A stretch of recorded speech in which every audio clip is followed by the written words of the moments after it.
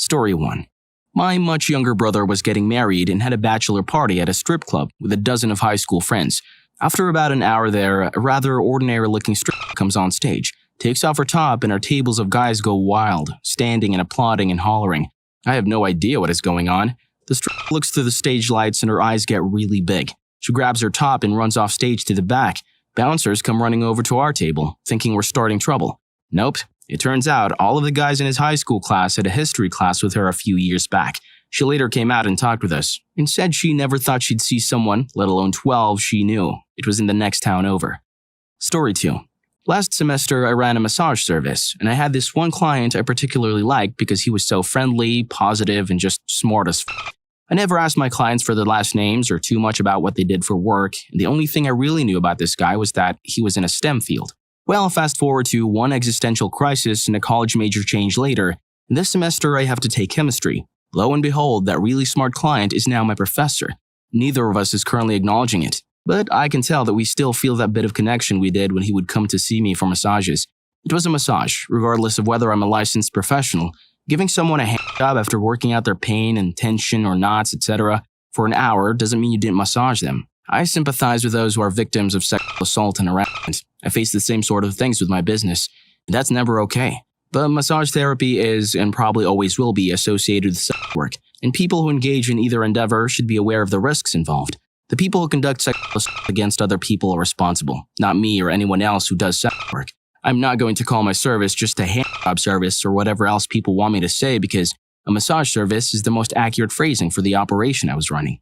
I did not at any time claim to be a licensed professional, and I was always honest with clients about it. Yes, I am aware that it's illegal. Also, for the sake of massage therapists, please do not assume they're sex workers. Story 3. Kinda, sorta along the same lines, I guess. Once, a friend wanted me to go to a strip club with him located outside a small town in Alabama. A young, really young-looking girl got on stage, and he told me, "Look at her. Isn't she the prettiest thing you've ever seen?" I said, "Yeah, but she seems like she's too young to be working here." Don't worry. She's 18. "How do you know?" I asked. "She's my niece." I felt uncomfortable after that. Story 4. In the mid-90s, my friends took me to a strip club for my bachelor party. After a few cocktails and a few stage shows, in and out walks an ex-girlfriend of mine. She was stunningly beautiful, but bat crap crazy. My friends desperately tried to get her to give me a lap dance, offering her 5 times the normal rate, but she refused. She said it would be too much of an emotional strain for her considering how intense our relationship was, and ended. She ended up sitting with us between her floor shows and lap dances just chatting. She had actually gotten married. This was a way for her and her husband to save for a house. About halfway through the evening, one of the other dancers grabbed me and pulled me up on stage and whispered into my ear, "Are you wearing underwear?" Which I affirmed. She pulled my pants down, sat me on a chair mid-stage, and another girl loosely tied my hands behind my back. Each girl took turns giving me a lap dance up on the stage. Turns out my ex paid them all for a lap dance and arranged the entire thing. Funny end to that story. After that event, I was at work on the sales floor of a local big box retail chain working, and in walks my ex.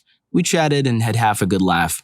My lunch came, I went out into the mall towards the food court, and my ex came up beside me with a bit of a panicked look in her eyes.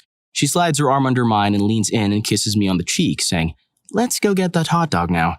Befuddled, I walk with her towards the food court, and she proceeds to tell me one of her regulars was in the mall, and he was stalking her.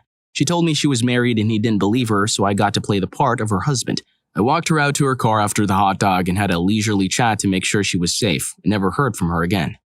Story 5. Not a worker though, funny story. One night my best mate was in town. I lived in another state, but used to live here. We went out clubbing and eventually decided to go to the strippers. Pay our money, and as we enter, my friend notices a stripper laying on her back, spread eagle for a guy.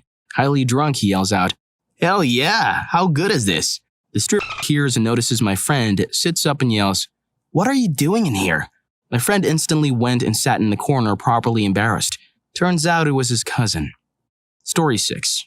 There was a girl I went to high school with who was basically a walking stereotype. She fit so well into the archetypal ditzy blonde mold that you might swear it was an act if you didn't know better. She was also f***ing mean. This girl was a power bitch and wasn't really nice to anybody as far as I'm able to remember. People orbited her because she was hot and had everything. She never really bothered me because I did my best to be invisible, but the handful of interactions I ever had with her left me feeling unpleasant. Turns out she wound up being a pretty lucrative stripper later in life. I bought a lap dance from her, and while being nice is part of the job, it really did feel like in those brief few minutes she did have a genuine personality shift. She was way more laid back, you could even hear it in her voice. She even commented about how she wasn't a bit like I used to be, and I have nicer tits. It was a genuinely fun interaction. She seemed happier in comparison to the person I remembered. Story 7. Not exactly someone I knew well, but I went on a Tinder date with a guy and went to see a movie. Nothing exciting. Nice enough guy, but had no chemistry at all, so didn't stay in contact. Opened my hotel door to my client one night to see him standing there. Didn't react to the fact that I knew him because there's not a single person who knows what I do. Spent the entire booking telling me how sad he was we never caught up again, and how he knew it was me when he saw my photos. Photos were blurred and my face cropped out, but I've got distinguishing hair. And how it must be fate. Played dumb the whole time because this guy knew my actual identity and eventually asked him to leave because of how uncomfortable his behavior was making me. Story 8. My mom was a stripper when I was in elementary school. A 22-year-old guy came in and paid for a lap dance, and my mom recognized his last name and asked if he knew Ruth. I have no earthly idea why she would ask him given what she suspected. He got weirded out and said that Ruth was his mom, and my mom said that his mom was her daughter's third-grade teacher. He then begged her not to tell his mom where he was. Apparently, my mom just laughed and said she didn't want her daughter's teacher to know that she was there either. I hated that teacher. She was such a jerk to me because we were poor, and my mom always dressed slightly. I'm glad her kids weren't as uptight as she was. Story 9. I was an RA, or resident advisor in college, and had a pair of residents in my own wing who were both cam girls. Found out from rumors that were eventually confirmed when I had to help both of them get back up to the room after calling the paramedics because they were passed out drunk outside a residence hall. Came into the room and saw the camera set up, dildos and lingerie sets and pieces, just laying out in the open. I also found out that night that they had a pet kitten in the room. Another rumor I heard about them that ended up being true, but also heard they abused it pretty bad. Poor thing. Anyways, as we made it up to their wing, one of the girls came just as we entered their room and tried to play with the pet kitten. She rolled off the bed from her side, stumbled across the room in just a few steps, and ended up falling face first into the makeshift litter box they had set up for their cat. Cat shit and cat litter are flung everywhere. Our campus police were so confused and they showed up to find boys and cat litter everywhere. Their dorm room nearly looked like a crime scene.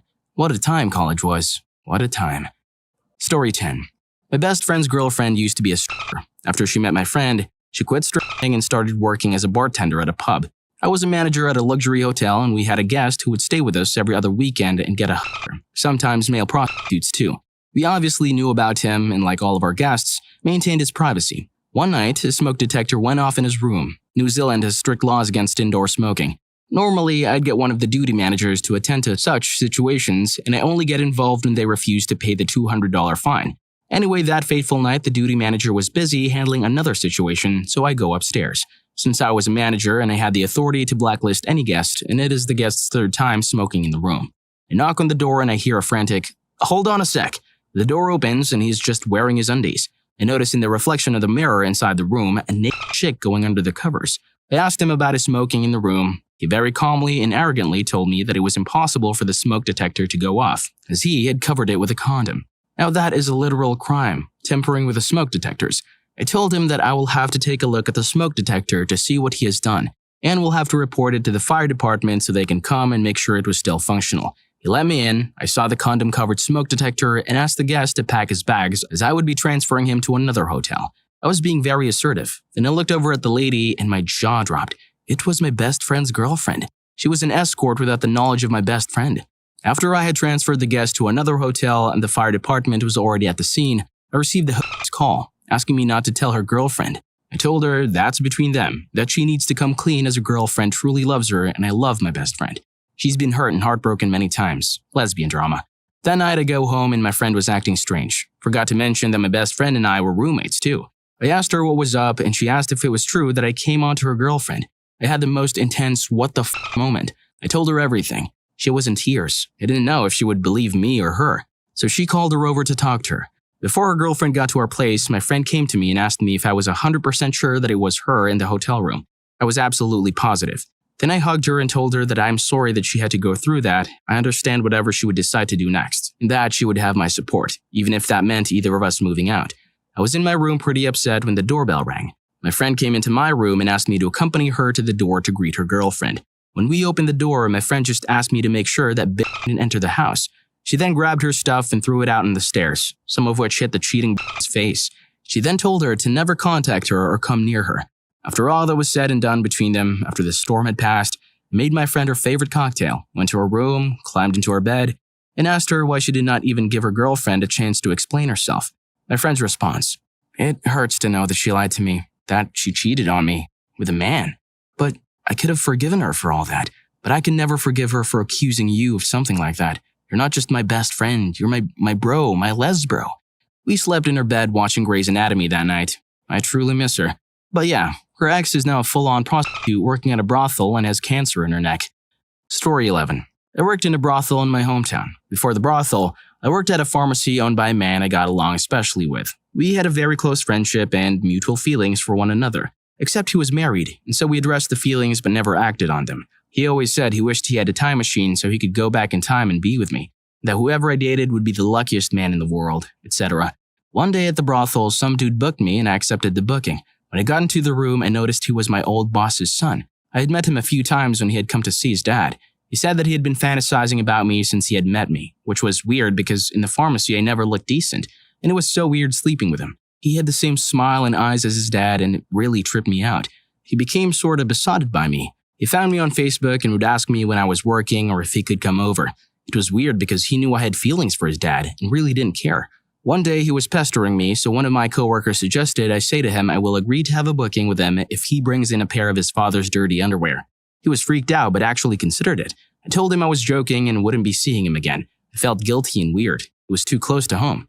One of my friends still works for his dad, and he can be difficult to work for. She always says when she quits, she will say, "I quit," and the cat cube f***ed your son. Guys from school and stuff would come in, but generally I would avoid them or just decline if I knew they were choosing me because they knew me. It's just easier not to mix things. Clients don't seem to understand that it's completely transactional and that I'm not interested in talking to them for free. Story 12. A girl from my high school became a somewhat popular cam model or amateur creator. Nearly 50 million views in Pornhub. My school was small so everyone knew everyone, and she dated a good friend of mine for a while. As if she was fitting a stereotype, she was the very quiet, nerdy, shy girl in high school. I found out what she did, but did not attempt to reach out to her because I had no reason. One day I came across her Snapchat account, so I added it. My screen name on there is pretty much my full name, so it wasn't like I was trying to be sneaky. However, I assumed she was too busy to look at when people add her to things. Shockingly enough, she messaged me later that day and we chatted normally. She was super nonchalant about everything. Apparently, another kid from our high school found out and went into her chat room spamming her real name, followed by question marks. So she politely asked that I didn't do that. Seemed pretty reasonable. This was a few years ago. We were from the US, but she ended up moving to a major city in Europe. I happened to be visiting the area last year with my cousin for a backpacking trip, so on a whim, I decided to send her a Snapchat saying I was in town. Again, I assumed she would be bogged down with messages from other people that she'd never even bothered to look at. To my surprise, again, she got back to me right away, and we met for lunch later that week. I told my cousin we're meeting a friend, and I informed him what she does for a living, but I told him not to bring it up unless she does. I wasn't sure how open she was about it in her day-to-day life. Sure enough, she showed up to lunch wearing a branded Letterman jacket with her stage name on the back.